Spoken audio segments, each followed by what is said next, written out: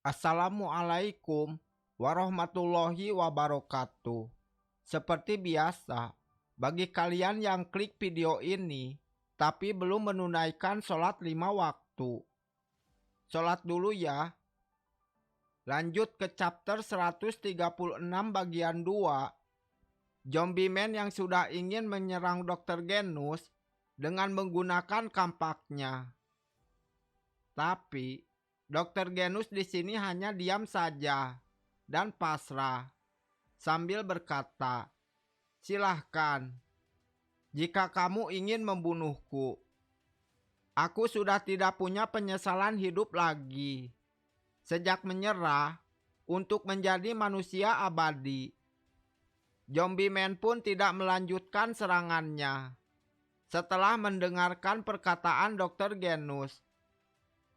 Lalu Zombie Man pun berkata, "Kenapa kamu tidak meneruskan rumah evolusi? Padahal kamu bisa membangun ulang rumah evolusi berkali-kali.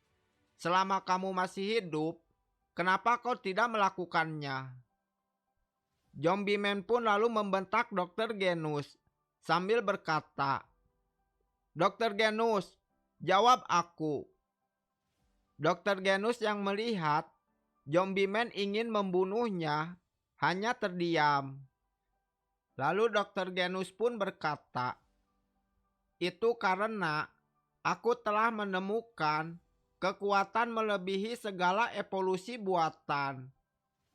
Jujur saja, aku merasa penelitianku kalah dengan kekuatan dia. Dia telah melampaui limiternya." Zombie Man yang tidak mengerti sama sekali dengan perkataan Dr. Genus lalu berkata, "Limiter." Lalu Dr. Genus pun melanjutkan perkataannya, "Seharusnya, walau berusaha sekuat apapun, semua makhluk bernyawa punya batas kekuatan." Sebelum dilanjutkan, di sini saya akan memberi paham sebentar. Di sini saya membacakan atau menceritakan cerita dari Dr. Genus kepada Zombie Man. Tapi scene yang diperlihatkan adalah pertarungan dari Garo dan Budgod dan juga Monster Royal Reaper. Semoga kalian paham dengan maksud saya. Melanjutkan cerita dari Dr. Genus bahwa semua makhluk bernyawa mempunyai batas kekuatan. Dan jika seseorang memiliki kekuatan yang terlalu besar, maka kekuatan tersebut akan menjadi beban baginya. Itu bisa membuat seseorang menjadi monster yang gila dan tidak bisa terkontrol. Demi memastikan kita tidak lepas kendali, Tuhan memberikan batasan terhadap perkembangan setiap makhluk hidupnya. Batasan kekuatan itu disebut limiter. Tapi dia telah melampaui limiternya tersebut dengan berkali-kali memaksakan dirinya ketika dia diambang batas kekuatannya. Lalu Zombie Man pun berkata, "Jadi kekuatan dia ketika melampaui limiter itu jauh melebihi ideologimu yang selama ini kamu kejar mati-matian. Bagaimana seseorang bisa mendapatkan kekuatan sebesar itu tanpa mengorbankan apapun?"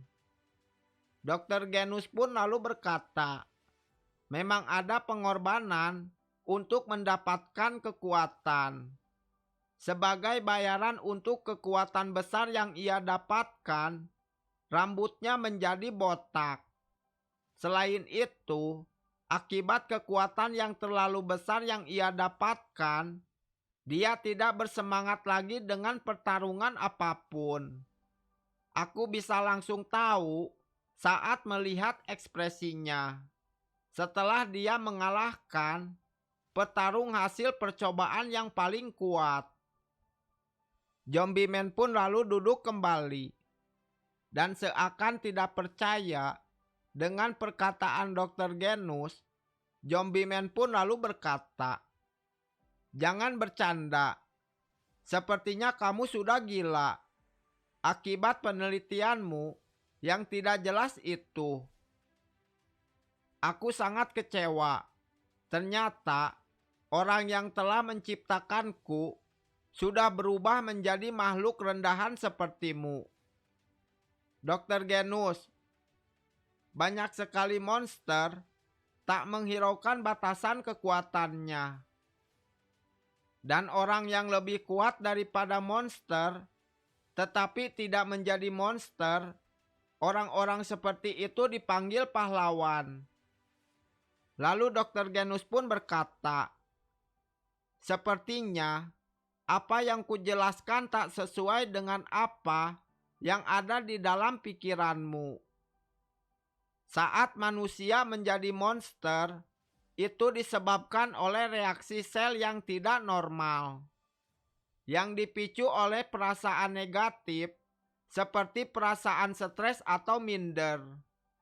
Bisa jadi karena lingkungan yang mendukung perubahan sel itu, atau bisa juga karena hasil penelitian ilmiah, seperti yang kulakukan dulu. Terkadang ada juga hewan liar yang mengalami mutasi menjadi monster akibat terkena polusi terlalu banyak. Ini semua adalah kasus perubahan sebuah makhluk menjadi makhluk lain tanpa melampaui limiternya. Dan kebanyakan pahlawan yang bisa melawan mereka adalah orang-orang yang terlahir dengan potensi untuk memiliki kekuatan yang besar. Dan mereka mendapatkannya dengan usaha keras dan juga bakat. Atau orang-orang yang memodifikasi tubuhnya menjadi robot. Atau hasil penelitian ilmiah seperti kau ini. Dan ada juga orang jenius seperti aku, ataupun pengguna kekuatan supranatural. Tapi dia itu berbeda. Dia terlahir sebagai orang biasa saja, hidup sebagai orang biasa, dan tidak memiliki potensi apapun. Ia mampu melampaui limiter dirinya, hanya dengan kemampuan dan usahanya sendiri. Kamu tidak akan bisa membayangkan kekuatan seseorang yang melampaui limiternya sendiri. Dibandingkan dengan ambisi kecilku, perbedaannya membuatku tertawa. Mungkin kamu akan bertemu dengannya suatu saat nanti. Sepertinya dia juga merupakan seorang pahlawan.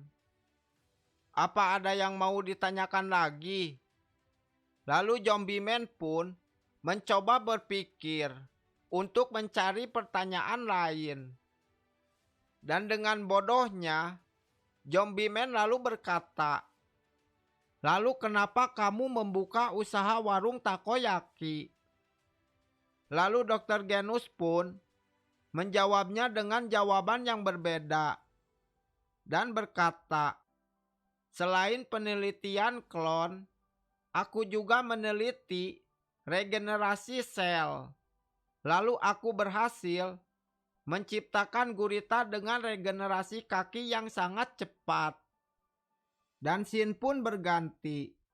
Terlihat monster Royal Reaper dan monster Blood God sangat kewalahan melawan Garo. Lalu Garo pun berkata dalam hatinya, "Sepertinya aku bisa mengalahkannya." Terlihat mereka jauh lebih lemah dibanding Silver Fang. Dan monster Blood God pun sangat terkejut dengan kekuatan Garo. Dan monster Blood God pun lalu berkata, "Aku tidak menyangka seorang manusia biasa menjadi sekuat ini." Lalu monster Royal Reaper pun ikut bicara. dan berkata, "Padahal ini 2 lawan 1, dan yang kamu lawan itu adalah kami. Ternyata kamu lumayan kuat. Padahal tadi niatnya mau bermain-main sebentar. Ya, sudahlah, kita bunuh saja dia." Sambil mencabut giginya yang terluka, Garo pun berkata, "Aku sih tidak berniat untuk melanjutkan pertarungan ini. Dan aku sudah menghafal gerakan kalian. Dan serangan kalian tidak akan mengenaiku lagi." Tiba-tiba terdengar suara Tareo yang memanggil Garo. Dan terlihat Tareo yang sudah tertangkap oleh monster jellyfish. Tareo yang sambil mewek lalu berkata, "Om, maafkan aku." Monster Woodgod pun yang melihat monster jellyfish lalu bertanya, "Jellyfish, sedang apa kau di sini?" Monster jellyfish lalu menjawabnya dan berkata, "Aku punya dendam pribadi sama dia, dan aku tidak menyangka akan mendapatkan kesempatan melecehkan dia seperti ini." Lalu Garo pun mengingat kembali monster itu dan berkata dalam hatinya, "Dia kan monster yang muncul pas aku melawan Metal Bat." Lalu Garo yang sangat khawatir kepada Tareo langsung marah dan berkata, "Sialan, jangan libatkan bocah itu." Lalu ketika Garo lengah, tiba-tiba monster Royal Reaper menyerang Garo dari belakang dengan cara menebas punggung Garo. Tidak sampai di situ, monster Woodgod pun ikut menyerang dengan cara meninju perut Garo. Terlihat Garo yang terkena pukulan telak dari monster Woodgod langsung memuntahkan darah. Lalu dengan kejamnya monster Royal Reaper menebas Garo secara terus-menerus. Tiba-tiba monster Woodgod menghentikan monster Royal Reaper sambil berkata, "Hei, kita diperintahkan untuk tidak membunuhnya." Monster Royal Reaper pun lalu berkata, "Telat sekali kamu berbicara seperti itu. Lihat, sepertinya dia sudah mati." Dan sambil tertawa, monster Royal Reaper pun berkata, "Kalau begitu, mari kita kembali ke markas saja." Dan terlihat mereka pun kembali ke markas asosiasi monster. Dan Tareo pun ikut dibawa oleh mereka. Dan Garo yang sudah terluka parah, mereka tinggalkan begitu saja. Dan chapter 136 bagian 2 pun tamat.